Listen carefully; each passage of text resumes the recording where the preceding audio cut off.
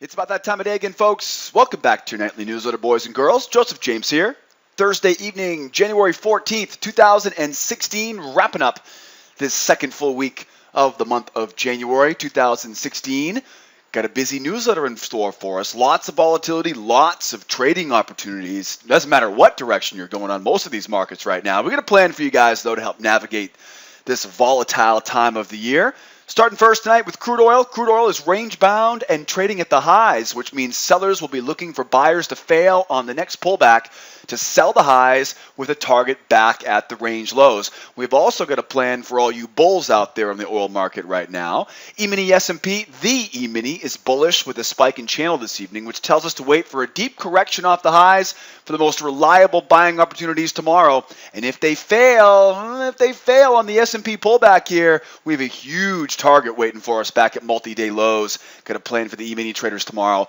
Gold is bearish. The yellow metal, very bearish, extremely bearish, but well oversold this evening after an overshoot of not only the measured move, but also the channel lows. This tells us that sellers will be looking for a deep correction higher before they look for failed pullbacks to get short tomorrow.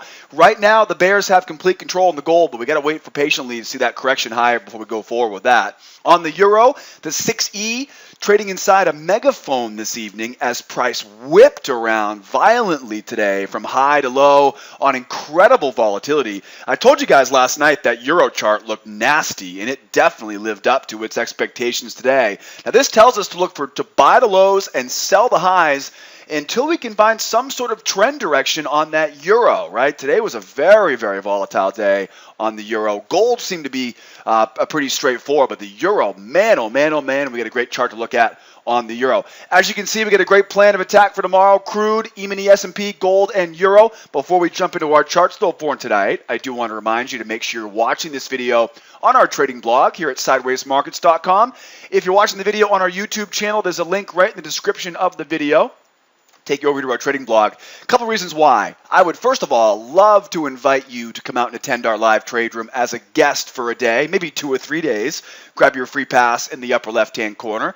Lower left-hand corner, you can register for our nightly newsletter mailing list. All you need is your name, your email address, hit that submit button, and then one more thing, check your inbox. I'm going to send you a verification email to make sure we have the right email address, and so I can get approval to keep sending you emails every evening when the nightly newsletter is ready. Right below the video tonight, you'll see a spot to download all the charts that you'll see me using in tonight's video. Grab those right below the video on our blog. And then over on the right-hand side, you can register for our free trial membership. You can learn more about how we trade here at School of Trade, learn more about what it means to be a member here at SOT. And don't forget, we've always got someone standing by 24/7, 365 if you have any questions along the way. Don't forget, no question too big or too small.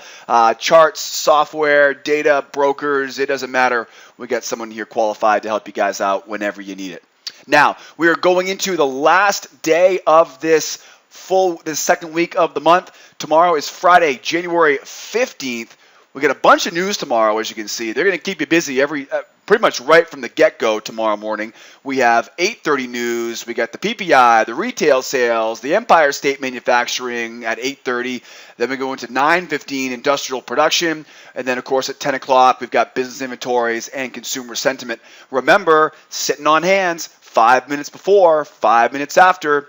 Usually we're going to wait 5 minutes after that news comes out, let the market get its bearings again, and then we'll keep going with our plan. Don't forget, we analyze the news events live in real time every morning. We open up at 8 o'clock Eastern Time with all of our advanced members. Now, looking at the calendar, I do want to remind you, tomorrow is a Friday, which means early in, early out. In my world, getting into trades stops at 11 o'clock on Fridays. I will gladly hold open positions into the afternoon on Friday. I will flatten all positions, though, going into the weekend.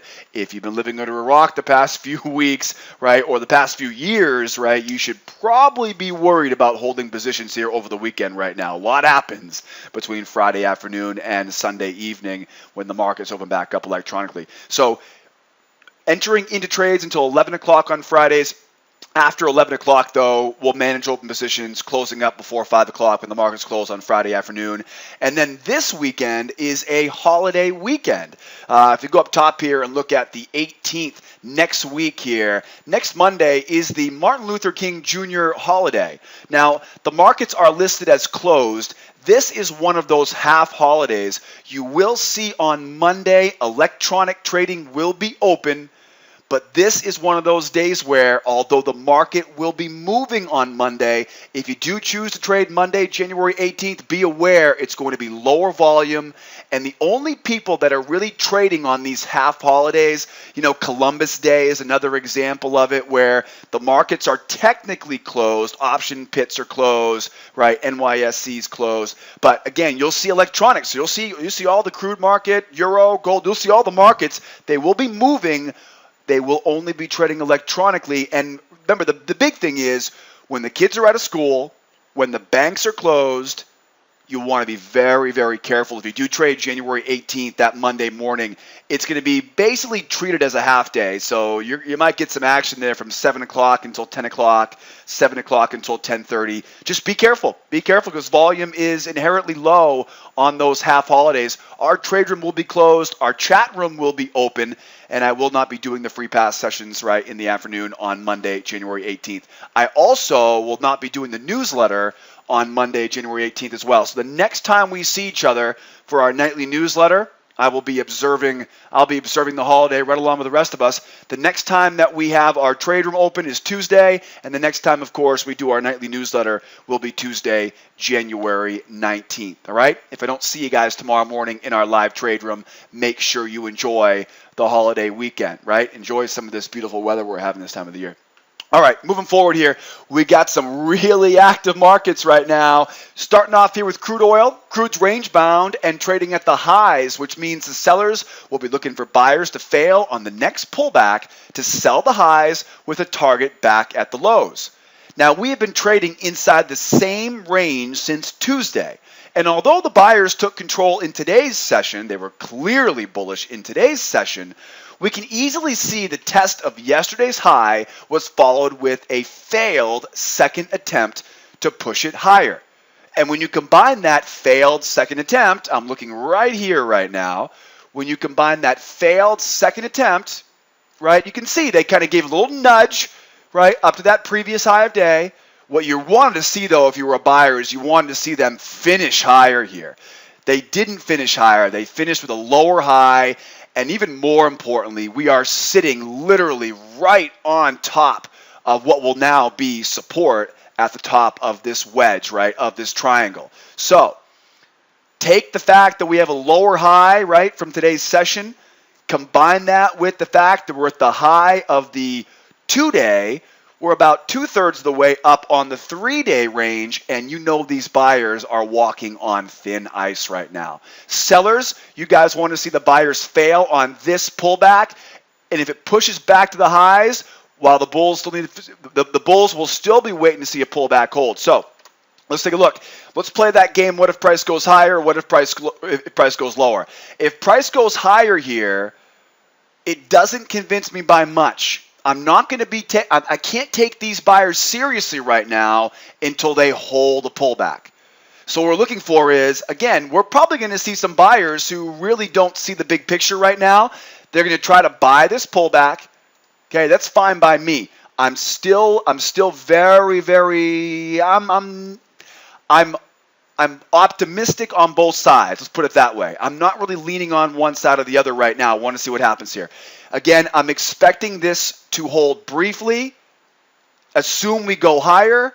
I want to see that next pullback hold. If the next pullback holds, now we make a run to that measured move, and we're probably going to make a run all the way up to that previous high of day up at 32.21. Now, if you're a bear right now, honestly, as high as we go, until we can break and blow right through that 32.21, the bears, you keep waiting for those pullbacks to fail, because I could easily see this going higher, running into some measured moves, and then failing to hold that pullback, and then we look to sell those highs, right? So buyers, wait patiently to see those pullbacks hold. Then you're buying up to targets overhead. Again, just be very careful if you're a buyer buying into these resistance areas overhead, right? So we jump up, we hold the pullback, then you got the green light to be buying up to the measured move and up to the 32.21.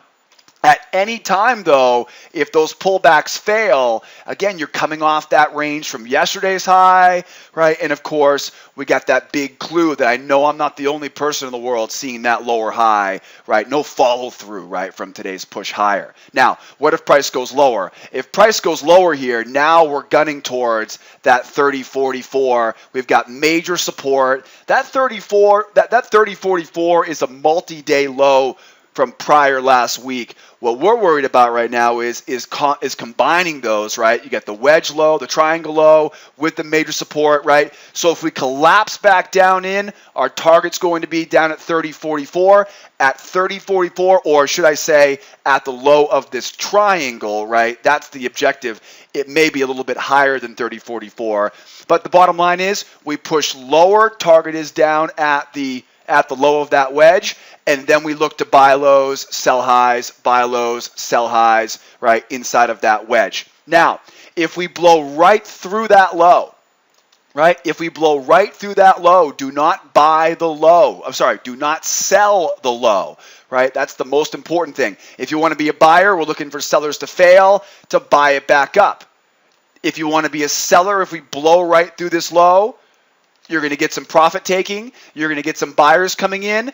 Wait to sell into the failed pullback after we blow through it. Remember, that's that little trick that we use so you're not selling into the low.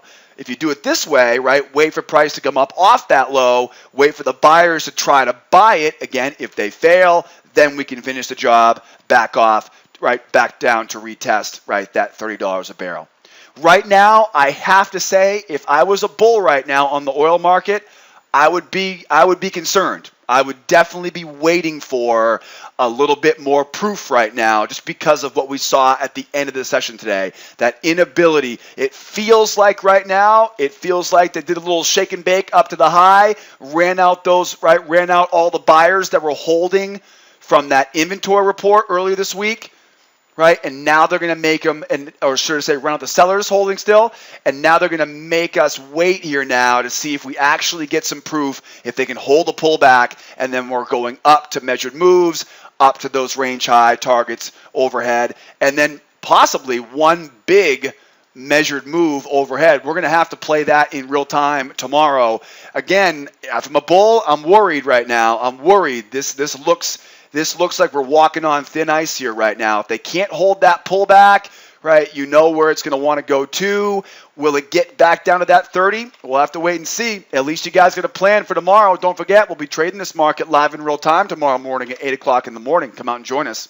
Now, one of the easiest charts of the day today, the E-mini S&P, very, very bullish. Another wild market. Now, look left here.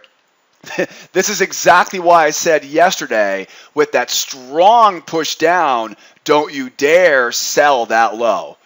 If you tried to sell that low, you get your face ripped off today. And of course, if you were trying to be a seller, my exact words were, if it goes lower, wait for the next pullback to fail. And as you can see, there was absolutely no evidence that we should go anywhere near this. I also said last night that if you want to be a buyer, they need to make a new higher high and hold the pullback. So not only did my analysis last night of this chart provide you with plenty of reasons to be careful selling at that low and a strategy to avoid making that mistake, but I also gave you the heads up last night, get that new higher high, hold that pullback. As soon as we saw that pullback hold, you knew what was going on. Right? You knew what was going on. That strong push up, obviously it's got to be something like a spike in channel or a flag, right? Clearly bullish. And the only thing I'm a little bit surprised about is that we didn't finish the job today. They didn't actually get the measured move today, right? So it looks to me like they're taking a bit of a breather right now. And so the E-mini S&P, obviously bullish with a spike in channel this evening, which tells us to wait for a deep correction off the highs for the most reliable buying opportunities tomorrow. If they fail, we have a huge target back at today's low. The buyers responded with strength today, trapping the sellers at the lows, right? trapping those sellers at the low. Who is the poor soul that sold that low? Oh my goodness. Anyways, they trapped those sellers at the lows. They shoot it higher. Now at this point, most buyers are going to be waiting patiently for a test down around 1895. This is the area where buyers have to be waiting patiently for, right? If you didn't get any of that move higher today, in my opinion, you missed the most reliable, easy money. Now, don't get me wrong. This thing can easily just take off to the upside and finish that measured move. But the reality is, in a spike and channel environment, we know the professional buyers are already in this move. How do you attract more buyers in the market? You've got to get lower prices. Professionals take their profit, right? Bargain hunters start selling at these highs. So bottom line is we're looking for a measured correction. And I'm talking about to be the most reliable, right? The most reliable buying opportunities in a bullish spike and channel. Spike and channels are some of the easiest patterns you're ever going to see. They're a little bit confusing because they can be misleading, basically. What happens is you get the spike up, clearly bullish. We go in this channel, right? The bullish spike basically tells us stay to the buy side and look for a correction back to the base of that channel. So we're looking for price to come back. And what I like to do is after we make that test of the base of that channel, I'm not going to buy right there, right? That's a little bit too aggressive. What I'll do now is back this up a little bit. As we push lower, right, test the base of that channel. Then what you're doing is you're waiting for sellers to come in, right? They're going to confuse this with a bearish market. That's why this can be a tricky pattern, because when it breaks lower, a lot of the unsuspecting traders think this is a bearish market right now, and it might be, right? If it fails, it goes all the way back to the beginning of the spike. But the way that I'll look to buy it tomorrow is look for those sellers to try to sell that retracement. You know where their stops are going to be. And all you need now is a good signal candle, right, to buy right into those stops, right? So you're basically catching the sellers on the wrong side of the market after it corrects lower, attracts some more bulls, right? Because in this environment, the bulls are obviously in control. Most of the professional bulls are already in this market. They're going to take their profit up at these highs. They'll wait to buy more on a deeper pullback, right? It's just good business. Don't buy high, buy low. And that's why a spike in channel is one of my favorite opportunities here. Just going to stay patient for it right now. Now, what if that pullback actually holds, right? What if we do see the sellers just break right on through it? Right? If you do see the sellers break right on through it, you definitely want to be looking for selling opportunities after it breaks through that low, because that's going to be where the stops are for those buyers. And then the target is going to be back at the beginning of the spike. So now 1, 2, 3, back to the chart. Now we see the chart at hand. We have the spike up. We have the channel up. We know the correction zone now is going to be back around this, again, 1895. So we're looking for price to pull back with most likely a measured correction back lower. Look for those sellers to fail on the correction. And again, assuming we get a pullback, assuming we get a correction on this, right, we look to buy into the seller failure to send it back up.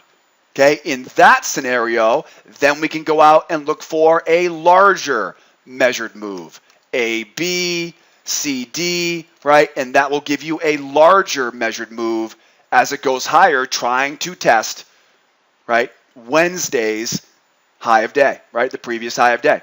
Now, don't forget, if we pull back here on the S&P and we keep going, right, you know where we're going to. We've got major support. We've got the spike in channel failure down at 1871.23. The only obstacle you have going lower is this support zone here between 1883 and 1877.5. Just keep an eye on that, making sure you don't sell directly into that support zone. All right, guys? Again, the most reliable buying opportunities will come after a measured correction lower. We expect it to get down into that 1900 to 1895 area. If we do just blow higher here, again, it will be part of our spike in channel. And, of course, buy low, sell high. Just do not buy into that measured move. Do not buy that high. All right, guys? If you want to be a buyer in the short term, look for a new higher high and a pullback to hold to tell you to go up to the 1934.21, possibly all the way up to that buyer target all the way up at the previous high of day. Again, what should happen though is, what typically happens in a scenario like this is, we correct back lower, we look to fade that move lower, right, and buy it after it fails. Again, expecting the area of interest to be down around that 1900 to 1895 area on the S&P. Should be an interesting one tomorrow on the E-mini, that's for sure. Hasn't been very dull at all this year. What a crazy year it's been on the equity indexes. How about the gold? Gold, the yellow metal, is bearish but well oversold this evening after an overshoot of not only the measured move, but we also see an overshoot of that channel low. Now, the overshoot of the measured move and the channel lows tells us that sellers will be looking for a deep correction higher before they look for failed pullbacks to get short tomorrow. Now, sellers, they definitely have control, but price is too low to sell here for most of the bears, right? Professional bears are going to want to see this price come a little bit higher before they start selling here. So we're looking for the test of overhead resistance, then sell into buyer failures. The buyers need to see a pullback hold. This is very similar to what we saw on the S&P last night, right? Got a real strong bearish market. We know the sellers have control. So let's play that game. What if price goes higher? What if price goes lower, right? If we do end up going lower here, I want to see a new break lower, a short-term hold of a pullback, and that'll give me some confidence to get short. What should happen is we should see that overshoot as a gift from the market. The bears take their profit, the buyers see it as a buying opportunity, and they shoot it higher. As price goes higher, I'm looking for, again, an area of resistance overhead, 8270, right? 827, 1086.2, 1083. This resistance area overhead. If price goes lower, look for a pullback to hold to get short. Okay, down to that low. I don't expect that to happen, but it wouldn't be the first time this market surprises me. Now, what's likely to happen is it may break lower, but it may not hold that pullback, right, and shoot higher. Again, if it breaks lower, make sure it holds a pullback. That way you've got the confidence the sellers are still interested. And then don't expect much more. Don't expect much more than 1071 before it snaps back higher again. Again, if you want a good example, go to the S&P. The S&P did exactly that today. Okay, very, very similar here. Gold is looking exactly like the S&P did in last night's newsletter. If price goes higher here now, okay, you can be a buyer as long as we hold that pullback.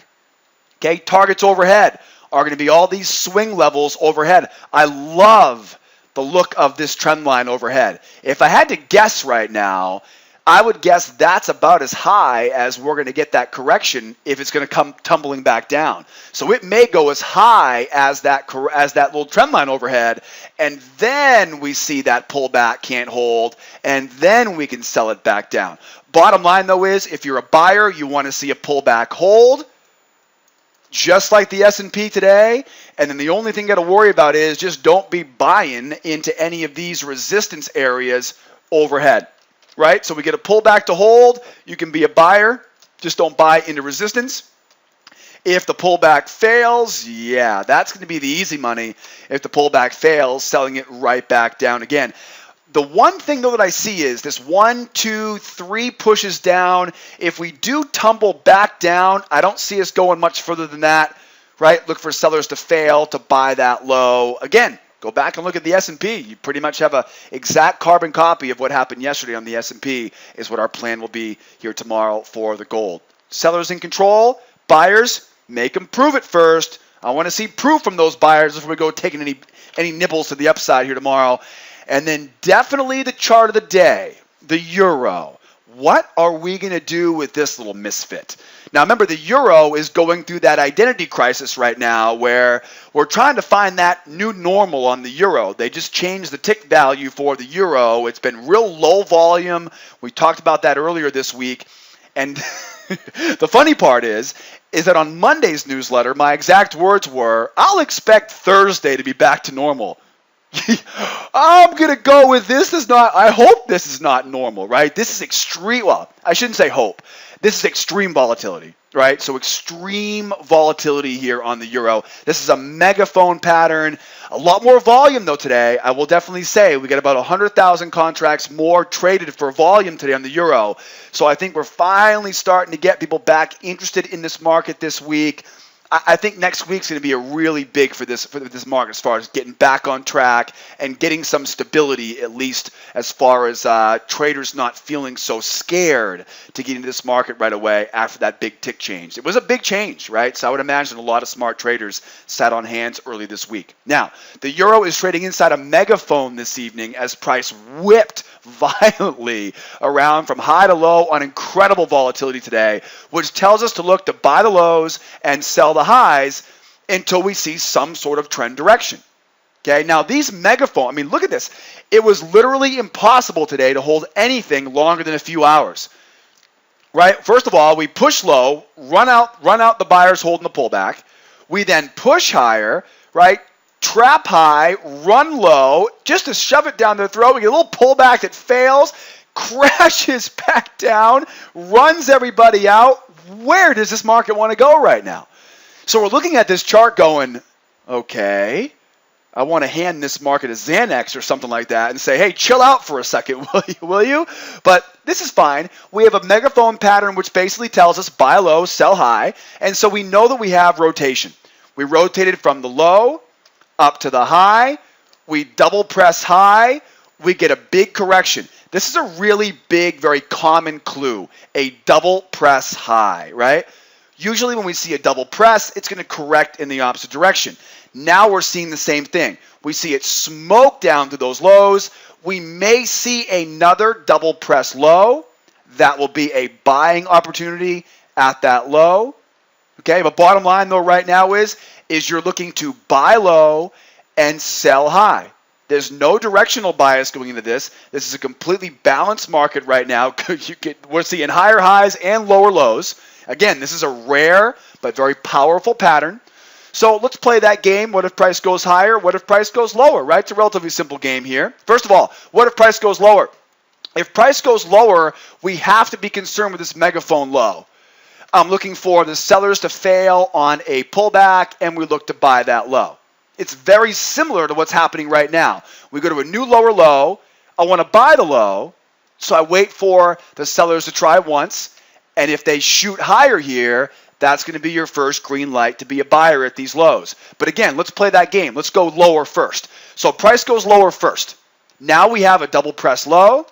That's going to be a very strong buying opportunity if it fails, right? Remember, wait for proof. Don't just guess, wait for proof, right? So double press low, we then see sellers follow it up. They're going to try to sell, right, to get down to that range low that they haven't tested. One of the only ranges they haven't tested here in the last 24 hours.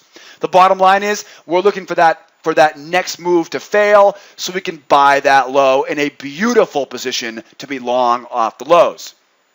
Okay, nice target overhead. If you can buy that low is the 50% area, right around this 9100 area. That's going to be a nice target, nice halfway target. And then again, back up to the highs here. We've got 94.90 resistance, and then maybe back up to test, right, that quadruple zero level here, possibly early next week. We'll see what happens there. Okay, so if price goes lower, look for a double press low to fail, to buy it back up. Okay, same plan as always. And then, of course, if price goes higher,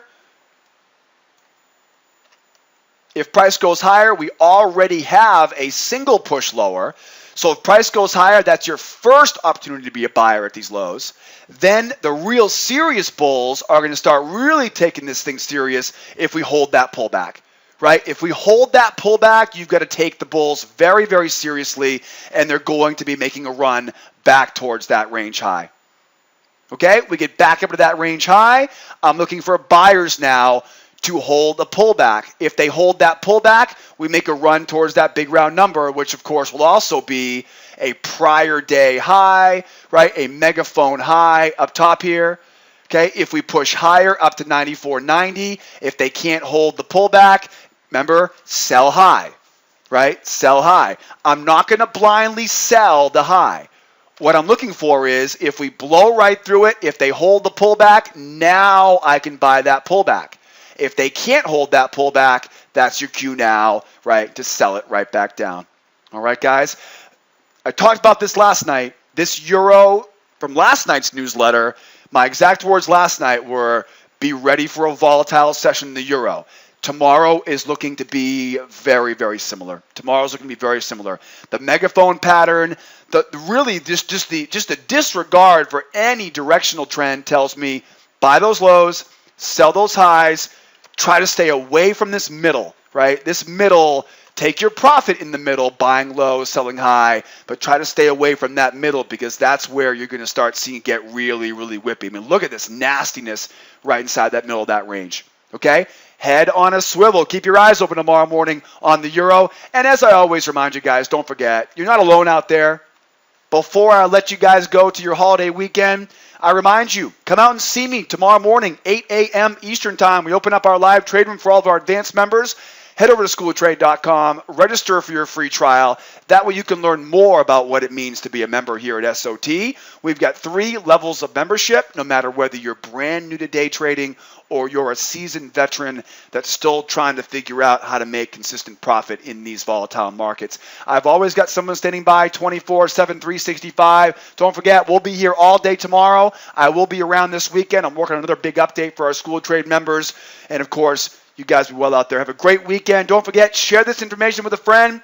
Give me a thumbs up on the YouTube video. Email me at jj@schooloftrade.com. Any questions, concerns, feedback. Have a great Friday if I don't see you tomorrow morning, and have a wonderful, wonderful weekend.